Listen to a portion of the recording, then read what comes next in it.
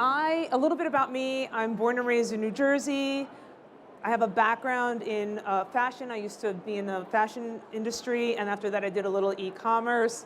And then I fell into the wedding industry. I was an editor. I was a freelance editor. And one of my bigger clients pushed me to start my own company. So Fury Films started in 2008, and 2009 was our first season.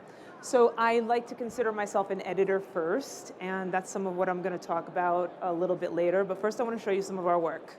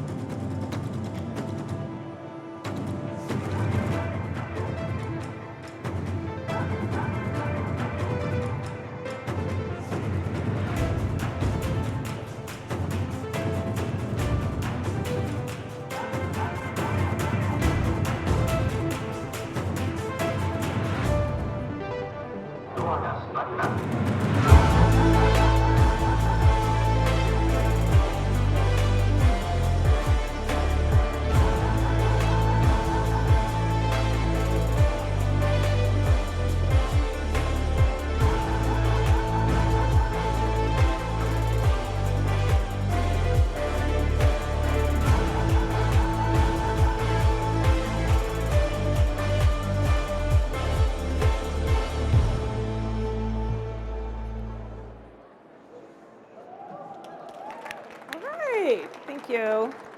So, okay, it's my first time using. Oh, stop. Okay, so I'm going to go back. Okay, so as you can see, our work has been described as moody, edgy, dreamy. We're kind of recognized for our contrasty look. We're recognized for our static shots. We don't really use a ton of movement. We let things happen in front of the camera. And what I wanted to talk about today is nuance. So as an editor, I feel like that's something that many people don't really talk about. Everyone likes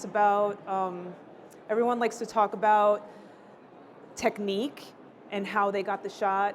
But what I want to talk about today is a little bit about the thought process behind the shot. And so I'm going to show you this piece right now, which honestly, the day was not necessarily our style. We had to adjust to this day. It was a very busy, hectic day, and we didn't have our opportunities that we like to have to shoot with a lot of foreground, to shoot with a lot of interesting outdoor light. It was so busy. It was a big pressure day. And yeah, I'm just going to show this to you, and we're going to break a few pieces apart. The moment you've been waiting for!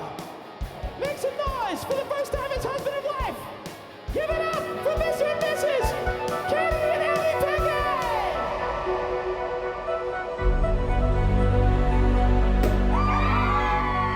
Amy, this is where it's going to get tough.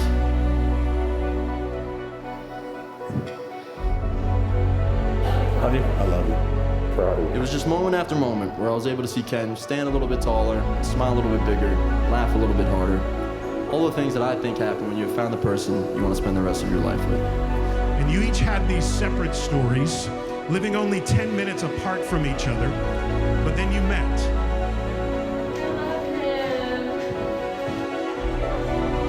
Your face makes a whole lot more sense.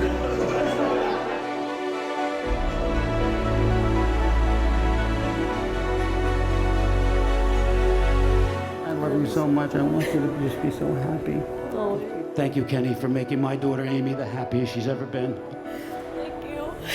Then came the moment you knew she was the one. Love is just a word until somebody comes along and gives it meaning. And that's what I know you two have done for each other.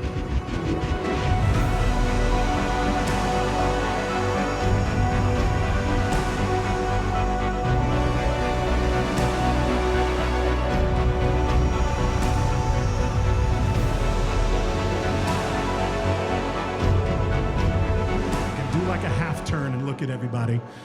Soak in this moment, all right?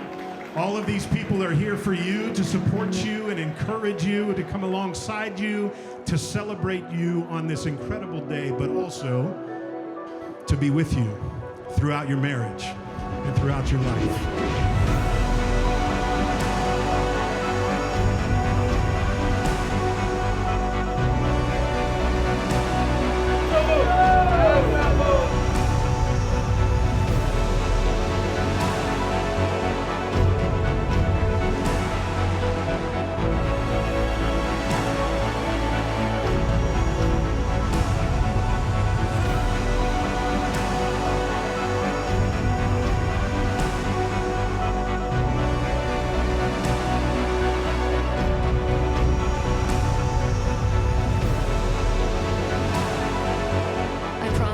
Laugh with you, cry with you, to share my hopes and dreams with you, and to love you no matter what, as long as I shall live.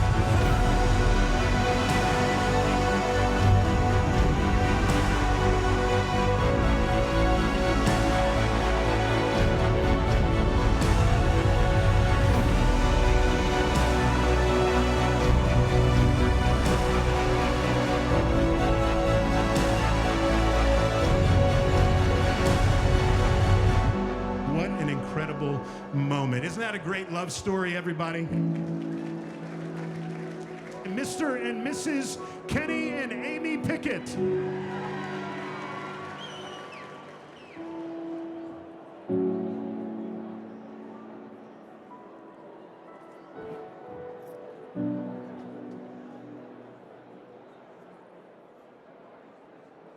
Okay. So, thank you. That was an amazing, very stressful day.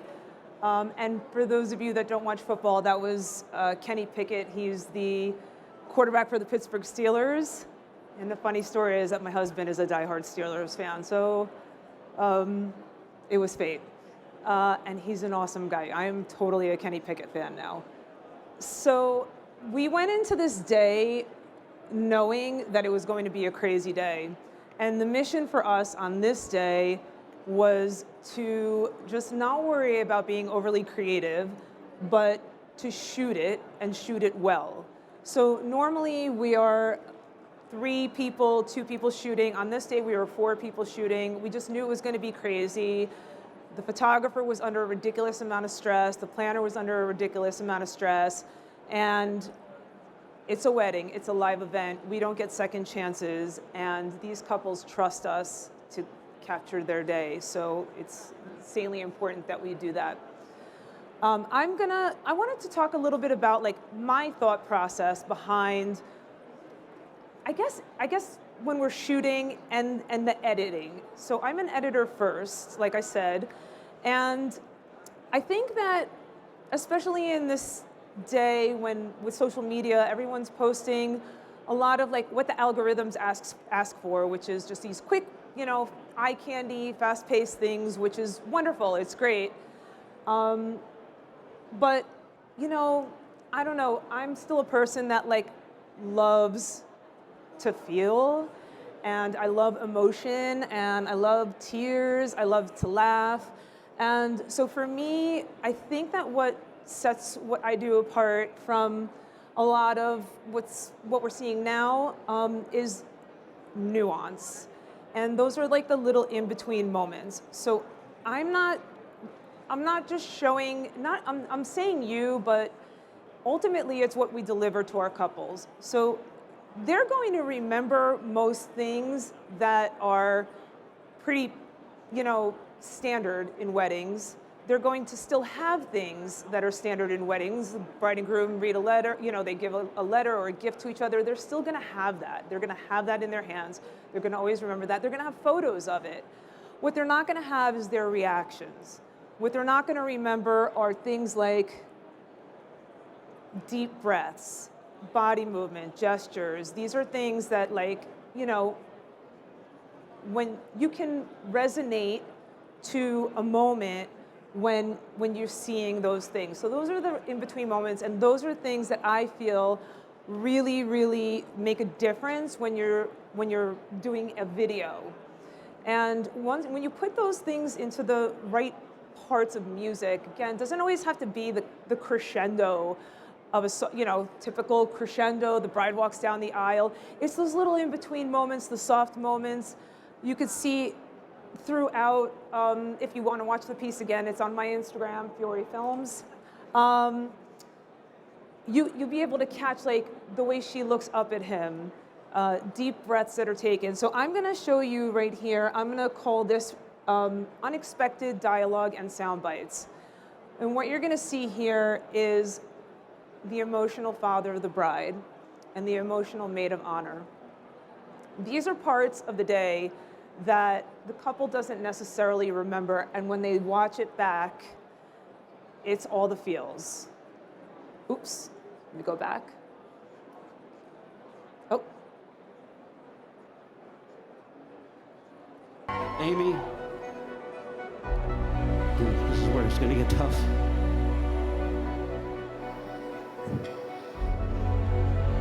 Love you. I love you. Proud of you. It was just moment after moment where I was able to see Ken.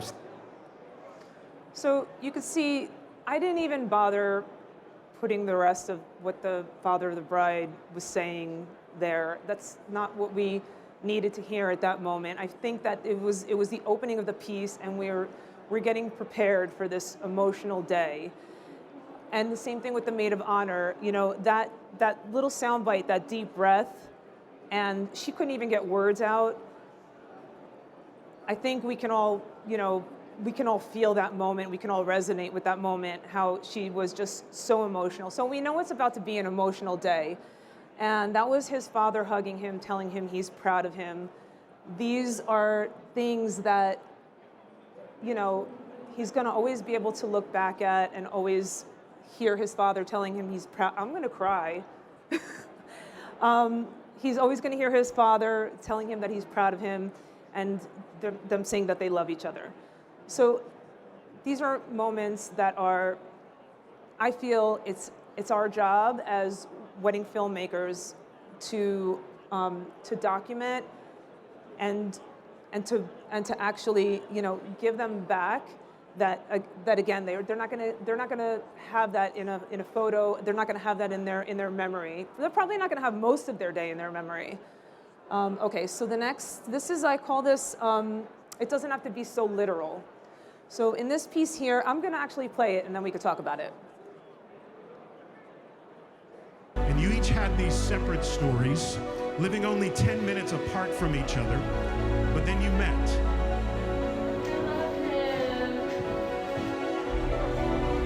Your face makes a whole lot more sense. Okay, so first of all, the pastor just started saying, and you each live 10 minutes apart from each other, and that's all you needed to know for now, because the rest is coming. I don't need you to see, or her or them to see her opening her letter, reading her letter. We don't even need to see the words in her letter. All we needed to see at that moment. And again, listen, every day is different, every couple is different. So on another day, the opening the letter might have been an amazing light, and we'll show that. Or, that's just the moment to show them. So every day is different. I'm just talking about like my approach and my thought process behind this particular day. Her taking a minute to process what she just read, and the look that she gave, and saying, I love him. So he gets to see that. And she gets to see that. She probably won't even remember how she reacted to that letter. And the same thing with him. He was tapping his letter, he was tapping his card, that was kind of like the anticipation. We knew that she was giving him a little boudoir book, so we also knew not to shoot over his shoulder. And his reaction was amazing, and she will get to relive that forever. So again, these are like moments that otherwise they wouldn't have if it wasn't for video. Okay, and this next, I'm gonna call this The More You Know. So going into this day, I always connect with our couples about a week or 2 weeks before their day when they know all of the details of their day. They know if they're going to be giving gifts to each other. They know if, the bride might be wearing an heirloom. She might be pinning something to her bouquet. There might be things that they don't really want us to concentrate on. Also maybe some family dynamics they might be sensitive, we should be sensitive to. So going into this day, all they really, really, really, really stressed about was their parents, both of them, their parents, their family people. And that's why also I want to say that it was just really important for us to just go in and shoot what was happening and shoot it well because of what was important to the bride and groom, knowing that going in. So I knew that they were going to have a father-daughter first look, and I knew that I really should put a lav mic on the father and capture that. What you're about to see here is their first look, the father's, reaction. He says a few nice words. And then lucky for us, what we were able to catch was a bonus. Her mom, Amy's mom, came over and gave her her grandmother's ring to keep. So there was this amazing reaction to that. And had we not put a lav mic on the father, had I not known what was going to happen in the first place, had I not been aware, just walked in on the day and just kind of like, I'll just shoot the day, we would have never captured that. I love you so much. I want you to just be so happy. Oh, Thank you, Kenny, for making my daughter Amy the happiest she's ever been. thank you. Then came the moment you knew she was the one. Okay, so now you're also hearing another piece of the story. So that you're hearing little pieces of the story throughout, and that goes back to, I'm gonna just call it. It doesn't have to be so literal. We don't need to hear the full sentence right away. I'm putting these pieces of the sentences as anticipation. Some sentences I don't even bother worrying about finishing because they don't need to be finished. You kind of get it. This next thing here, I call it moments we can't F up. So everyone knows those moments on a wedding day is going to be the ceremony, the processional, and formalities. So I'm just gonna play this and then I'll tell you guys a little story.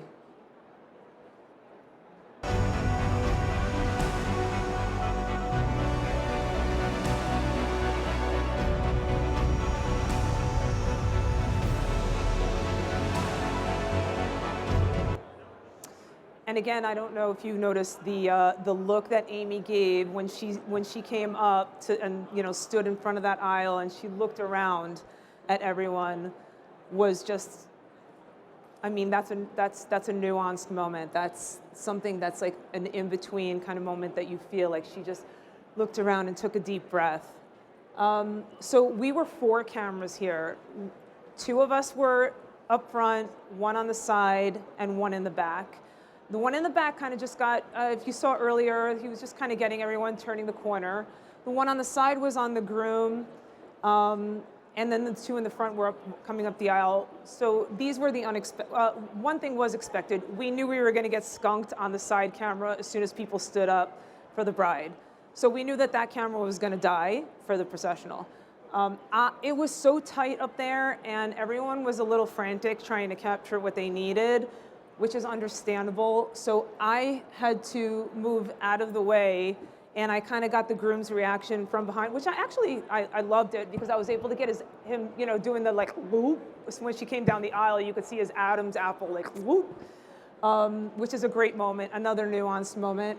And literally out of 4 cameras, 1 camera got a solid shot of the bride coming down the aisle.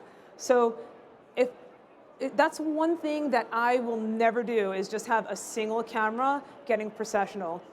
There was one time that I did, and it was a micro wedding just after COVID, so you would think that we were safe. I decided to be artistic and get this really amazing shot from behind that I saw from behind glass of the processional from behind, and I left my other shooter solo up front. Literally, this guy, I've dropped the ball. He never drops the ball, ever, ever, ever. And of course, it's Murphy's Law. single camera. He forgets to hit record on the entire processional. Thank God he got the bride, but it was a micro wedding, so everyone that was there was extremely important, and he missed the entire bridal party, missed the grandparents. And the grandparents is like, coming down the aisle is one of the main moments, one of those moments where you have an opportunity to catch the grandparents. So yeah, that never had to happen again. It happened only once. It was a risk that I took and kicked me in the butt, and yeah. So even if you're a solo shooter, I highly recommend throw a static cam, coming up the aisle. Don't worry about the back of the aisle if you only have, you know, one other camera that you can possibly, coming up the aisle, very important. Okay, so yeah, those are moments we can't F up. Obvious, wedding day, no second chances. Okay, and these are moments we can F up. So these are the times where you could play around. You can see right here, this was a wide shot that we had going on during this moment, the bouquet toss and the garter. And so I had the 58 millimeter 0.95 knocked lens that day.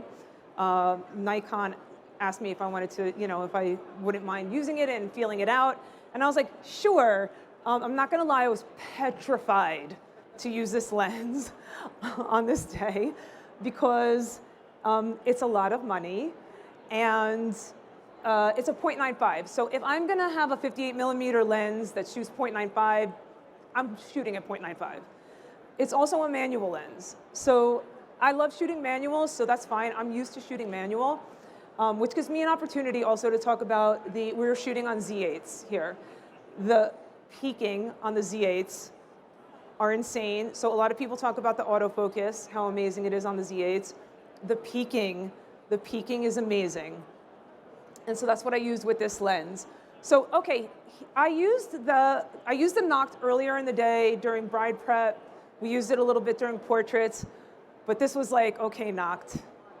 Here's our time to shine. And we did this, me and the knocked. You could see this insane shot right here, just as a still.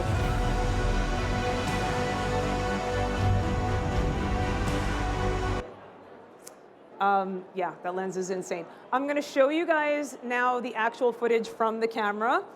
And please pay attention to my insane rack focus skills going from the bride to one of the maid of honors using peaking.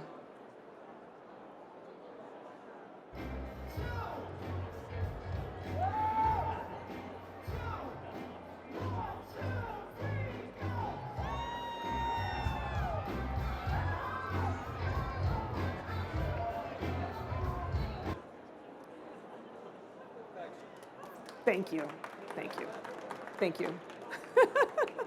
I was proud of that when I pulled it in. When I pulled that footage in, I'm like, oh my God. Here's another, just a shot with that lens. Again, you could play around here. This is not a major moment, you know. We were shooting dancing, so this was my opportunity to shoot the band and just, you know, do some cool stuff with this lens. This is at 0.95. Yeah, completely manual. The lens is insane, love it. I want one so bad. I'm gonna start a GoFundMe. I asked my husband for it and I got denied. Okay, so let's see, what's next here? Oh, okay, so this is a quick one. I'm gonna call this one man's treasure. One man's trash is another man's treasure. So, and it also gives me another opportunity to talk about another function on the camera that we love. It's important to us. We're mainly prime shooters. The Z8 has a feature called high-res zoom, and if you're shooting 4K, you can literally zoom in to double the focus, like up to double the focus, the focal length, and not lose any quality. So I customized our high-res zoom set to the ring on the lens. So it literally acts like a zoom lens. That gave me the opportunity to talk about that. It's something that we use a lot. I I don't know, like whoever was here earlier, one of my favorite lens, like literally, not one of, it is my favorite lens. My favorite lens is the 85-1.2, and I'm on it, like I'm not lying, probably 80% of the day, and I use that high-res zoom, so I'm all the way to, what's the math? 85 times 2, 170? Yeah, 170 at 4K, which is amazing. So here, this is not my shot. This is one of our shooters. He was actually setting up this shot, and he was zooming in to kind of, you know, just to set up the shot. Normally something like this would get thrown out, including myself. I would normally throw it out, but I go through everything. Again, I'm always looking for nuanced moments. I'm always looking for those in-between moments. So I spend a lot of time going through footage. So this is just really quick. Whoops, right here. That was it. Amazing, right? Okay. And this is it. So this is the end right here. This is how we wrap it up. There was the beginning of the story, the end of the story, and there's the middle. So in the beginning, you saw the Pleasantdale Chateau. This is the venue. We were zooming in on it. We were coming into the Pleasantdale Chateau. And then the pasture started off with the story. You lived 10 minutes away from each other, and then you met, and then we heard a little bit of the story throughout. So now we're gonna wrap it up, and I'm just gonna play it, and then I'm gonna talk about what I did here.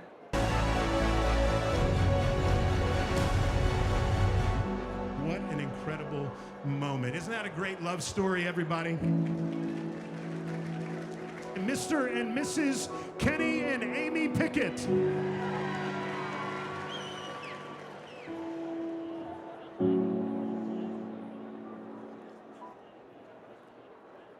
Okay. And then it goes to black. So my thought process behind this was like, in the beginning of this piece, we were coming into the venue. We hear the beginning of their story. We hear a little bit about their story throughout. And then in the end, the pastor says, "Wasn't that a great story, everybody? Amy and Kenny Pickett." And then now we're leaving. So that kind of like wraps it all up. And for me, the thought in my mind was like, okay, so the middle was sort of a flashback. The entire middle was kind of a flashback. And ultimately, for them, it is a flashback, and it always will be a flashback for years to come. So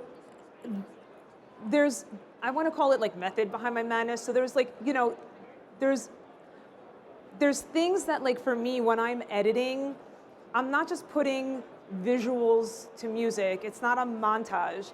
It's a story. There's a thought process behind it. And I think when you're putting some heart into what you're doing and meaning into what you're doing, it just permeates a whole different emotion, a whole different things, rather than just like slapping shots together, you know, that's fun too. But my thing is, as an editor, you know, we're not just capturing, you know, beautiful images, we're capturing beautiful moments on a day that is, to them, this is one of the most important days of their lives, and they're trusting us to capture that. And yeah, I think that's it. Oh my God, I did good. I have 1 minute left. What do I talk about for a whole nother minute? I do want to say this. So what actually inspired me to talk about the thought process was that I actually had a conversation with a friend of mine about a piece that I posted where I had windshield wipers like in the piece, and he's like, who puts windshield wipers in a wedding video? Like, what are you thinking, like putting windshield wipers in? And I had a thought. I literally broke it down to him. I'm like, this is my thought process. They were on their way to church. It was raining. We were on the bus, and you know, the windshield wipers were going, and it made sense. It made sense then, you know. So I'm sorry, yeah. So I had a question about how do you handle white balance on weddings, especially at venues like this where Yeah. you're moving from one lighting situation to another? How do you handle that? We communicate throughout the day. I mean, we try to stay. You know, when you kind of get used to your cameras, You know, like for instance, we come from another system. We're pretty new to Nikon. We love Nikon, but we're used to it now. So we know like what we shoot. We tend to shoot warm. We like to shoot a little warmer, and we know that like so. We kind of know our numbers on these cameras now. Like 66 is a happy number for us outside, and in the 30s is like 34, 4,000. We're like 34, 4,000, 45. And I mean, it depends. You can also, there's that white balance grid that you can mess around. Like if something is like really purple, really blue, it's not necessary. I mean, for me personally, it's a wonderful, I guess if something is very blue, it is necessary to move that around. But we are always communicating white balance so that our cameras are all the same. And even with that, when you're at a different angle, you're still going to get a little bit of a different color, but we do the best we can. Yeah, we try to get when we're walking into a room, we always try to get available light. So we ask for lights. We like to and even the venues. I mean, some of the venues are like, usually people ask for the lights on. You're like the only one that asks for the lights off. But I have this conversation with the bride and groom previous also. Like I let them know that I will ask, and because a lot of times they pay for lighting, they pay for those up lights. Sometimes we get flicker, sometimes sometimes it's just not cute. So I'll get permission from them first to say, so that if I ask for them off, and the venue or the lighting guys are like, I can let them know that they said it was okay.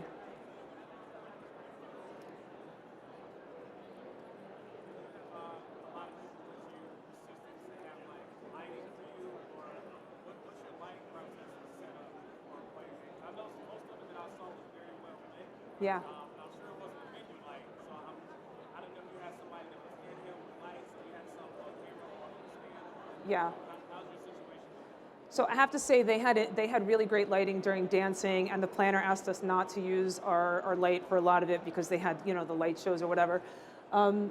He asked about lighting, like what we do for lighting. We used to constantly hold a light.